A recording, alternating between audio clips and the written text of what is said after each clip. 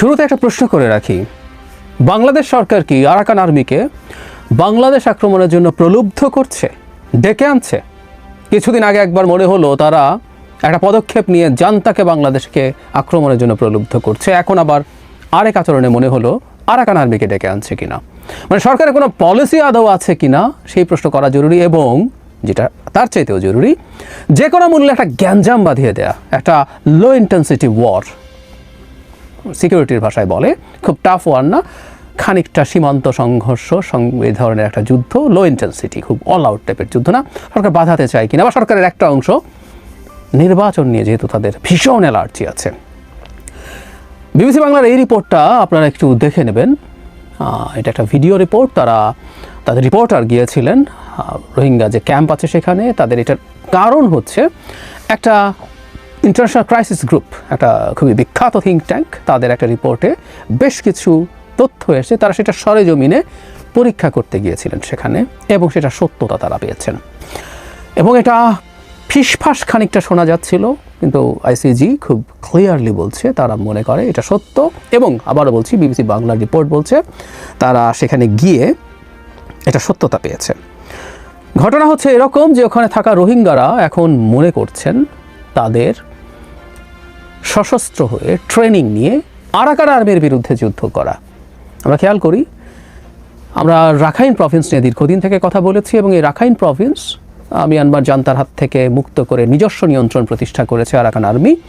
এখন রোহিঙ্গারা তাদের ট্রেনিং নিয়ে আরাকান আর্মির সাথে যুদ্ধ করবে, এবং একজন, এই রিপোর্টটাতে যেটা বিবিসি বাংলার আপনাদেরকে দেখতে বললাম, সেখানে একজন রোহিঙ্গা শরণার্থী, তিনি তার পরিচয় হাইড করে বলছেন শব্দটা যে জিহাদ করতে হবে, তাদেরকে জিহাদ করে তাদের যে ভূমি আছে সেটা মুক্ত করতে বলা হচ্ছে, এবং সেটাকে তারা সঠিক পথ বলে মনে করে।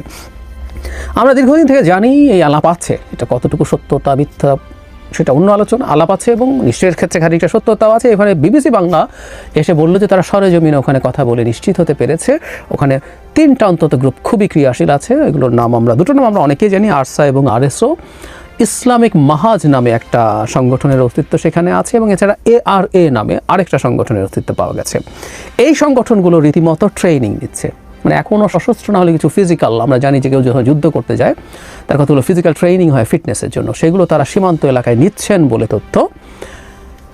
এবং আরও ইন্টারেস্টিং কথা যেটা, সেটা হচ্ছে ওখানকার একজন বাঙালি বলছেন যে কেউ কেউ ওপারে গিয়ে যুদ্ধ করে আবার ফেরত আসছেন, 20 জন 50 জন যাচ্ছেন, যুদ্ধ করছেন, আবার ফিরে আসছেন, এই পরিস্থিতিও আছে, এই রিপোর্টে বলা হচ্ছে। স্বাভাবিকভাবে যেটা হয়, রোহিঙ্গা বিষয়ে বাংলাদেশের যে কমিশনার আছে তার সাথে কথা বলা হলো, তিনি আউটরাইট এটা অস্বীকার করলেন যে এরকম কিছু না, কোনোভাবেই এটা করছে না, এটা করারই কথা, এটা বলারই কথা। কিন্তু ওই রিপোর্টে বলা হচ্ছে বাংলাদেশ সরকার তাদেরকে পেট্রোনাইজ করছে, এবং সেখানে নিরাপত্তার দায়িত্বে থাকা আর্মস পুলিশ ব্যাটালিয়নের যিনি চিফ আছেন তিনিও স্বাভাবিকভাবে অস্বীকার করছেন। তারা বরং কীভাবে আরএসওর লোকজনকে ধরপাকড় করেছেন সেই তথ্য দিলেন, এবং এইসব ক্ষেত্রে খানিকটা সত্য তথ্য আছেও। প্রধান নেতা কেউ কেউ গ্রেফতার হয়েছে সরকারের হাতে। মোটা দাগে তাহলে ব্যাপারটা এইরকম দাঁড়ালো যে বাংলাদেশ সরকার এনকারেজ করছে রোহিঙ্গাদেরকে, তারা সশস্ত্র ট্রেনিং নেবে, অস্ত্র নেবে। এখন এই অস্ত্র কোত্থেকে কীভাবে যাবে আমরা বুঝতে পারি নিশ্চয়ই। রোহিঙ্গাদের সাথে, মানে রোহিঙ্গাদের কাছে অস্ত্র যাওয়ার পথ মিয়ানমারের দিক থেকে নেই, বা তারা এমন কোনো জায়গায় নেই যার সাথে অন্য কোনো দেশের বর্ডার আছে, তারা বাংলাদেশে আছে। তাহলে টেকনিক্যালি ব্যাপারটা এরকম দাঁড়ালো যে বাংলাদেশ হয়ে তাদের হাতে অস্ত্র যাবে, সেই অস্ত্র নিয়ে তারা আরাকান আর্মির সাথে ফাইট করবে, ফাইট করে তাদের মাতৃভূমি, তারা জিহাদ শব্দটা ব্যবহার করছে, আমি আবারও এটা উল্লেখ করছি, করে তারা মাতৃভূমি উদ্ধার করবেন, এই হচ্ছে তাদের প্ল্যান। এবং ওখানে আরেকটা পরিসংখ্যান দেওয়া আছে, খুবই কম্প্রিহেন্সিভ রিপোর্ট ওটা, এটাও খুবই অ্যালার্মিং।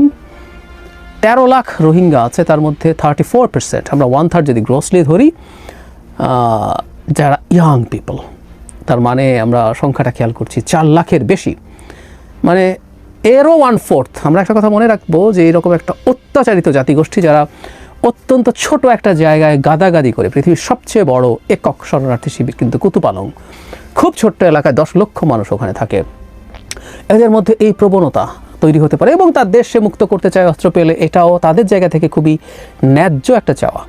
সুতরাং এই 4 লাখের মধ্যে অর্ধেক পেয়ে যেতে পারে 2 লক্ষ, বিরাট সংখ্যা। 1/4 তো যদি পায় 1 লক্ষ রোহিঙ্গা বা 50,000 রোহিঙ্গাও যদি রাজি হয়, সেটা আরাকান আর্মির সাথে তাদের একটা ভালো সাংঘর্ষিক পরিস্থিতি তৈরি হতে পারে। বহুদিন বলেছি এই প্রসঙ্গে, যখন বাংলাদেশ সরকার বলছিল যে রোহিঙ্গাদেরকে তারা পাঠিয়ে দিতে, ওখানে করিডোরের মাধ্যমে ওখানে থেকে যাওয়া লোকজন রোহিঙ্গাদের কাছে খাবার পাঠাবে ইত্যাদি ইত্যাদি, যাতে রোহিঙ্গারা চলে না আসে, করিডোরের প্রশ্নে আলাপটা হচ্ছিল। তখন প্রায়ই বলতাম রাখাইনের বুদ্ধিস্টদের সাথে রোহিঙ্গাদের ঐতিহাসিক খারাপ সম্পর্ক আছে, কিন্তু জান্তা বিরোধী লড়াইয়ে এটার অবস্থা আরও খারাপ হয়ে গেছে, কারণ এই লড়াইয়ের শেষ দিকে রোহিঙ্গারা জান্তার হয়ে লড়াই করেছে আরাকান আর্মির বিরুদ্ধে, এবং জান্তারা ওখান থেকে পালাতে বাধ্য হওয়ার পর প্রচুর রোহিঙ্গা গ্রামে আরাকান আর্মি ম্যাসাকার করেছে। তার কারণেই ইনফ্যাক্ট 24 থেকে এখন পর্যন্ত এই যে 1,30,000-এর কথা বলা হয়, সেই রোহিঙ্গারা বাংলাদেশে এসছে।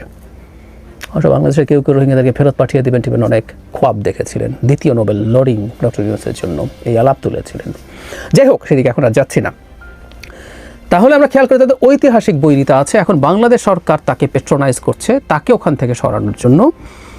এটা বোঝার জন্য আর কোনো সমন্বয়ক বা স্ট্র্যাটেজি বোঝার দরকার নাই। আরাকান আর্মির অনিবার্য টার্গেটে এই রোহিঙ্গারা পড়বে এবং প্রিএমপ্টিভ অ্যাটাকও হতে পারে। তারা যদি পরিমাণ তথ্য জেনে থাকে, তারা আমাদের এখানে আগে ভাগেই আক্রমণ করতে পারে এবং একেবারেই বর্ডারে তারা এখানে ঢুকে যাবে না বলা যায় না। যদিও আমাদের একটা নিয়মিত সেনাবাহিনী আছে, আমরা সেটা দিয়ে যদি সেখানে মোটামুটি চেষ্টা করি তাদেরকে সেফগার্ড করার জন্য, সেটা হয়তো সহজ হবে না, কিন্তু একটা সাংঘর্ষিক পরিস্থিতি তৈরি হয়ে গেল এবং তাদের দেশ থেকে খুব ইজিলি বাংলাদেশের একটা বড় অঞ্চল তাদের আর্টিলারির রেঞ্জের মধ্যে থাকবে।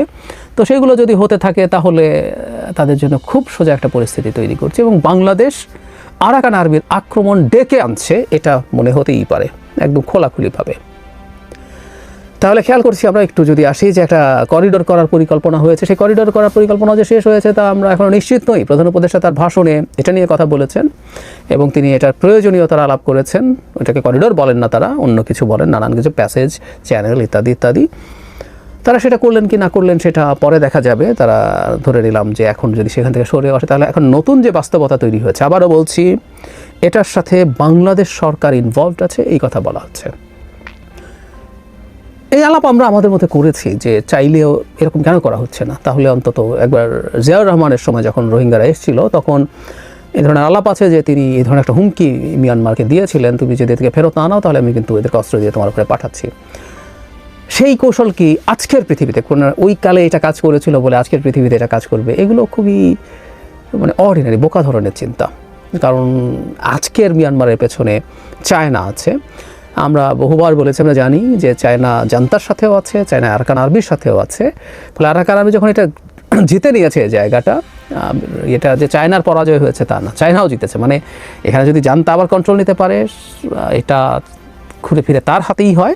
কিন্তু বাংলাদেশ এখানে যদি ইনভলভড হয় এবং অবশ্যই আমেরিকার হয়ে, আমেরিকার স্বার্থ এখানে এখন খুব ভালোভাবেই আছে, যদি সেটা হয়ে থাকে, জাতিসংঘ যেহেতু আগে করিডোর চেয়েছিল, তারা এখানে খুবই অ্যাক্টিভ, সেটা যদি হয়ে থাকে এটা সমস্যা তৈরি করবে। চায়নাও চাইবে না এখানে কোনোভাবেই আমেরিকা এসে প্রবেশ করুক।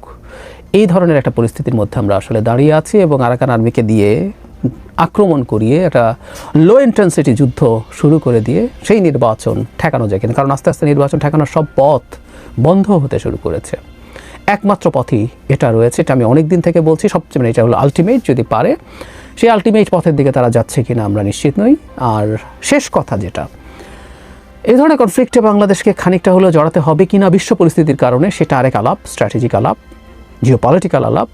সেরকম কিছু যদি করতে, সেটা এই রকম সরকারের অধীনে থেকে সেটা হতে পারে না, কারণ এতে নির্বাচন অনিশ্চিত হয়ে যাবে। একটা নির্বাচিত সরকার যদি আসে এবং সেই পরিস্থিতিতে যথেষ্ট আলাপ আলোচনার মাধ্যমে যদি ধরনের একটা সিদ্ধান্ত নেওয়া হয়, সেই ক্ষেত্রে সেটা বরং রাষ্ট্রের জন্য ভালো কিছু হবে। এই সরকার কোনোভাবেই যেন মিয়ানমার ইস্যুতে কোনো পদক্ষেপ নিতে না পারেন, আমাদের জায়গা থেকে সেই শোরগোল জারি রাখতে হবে।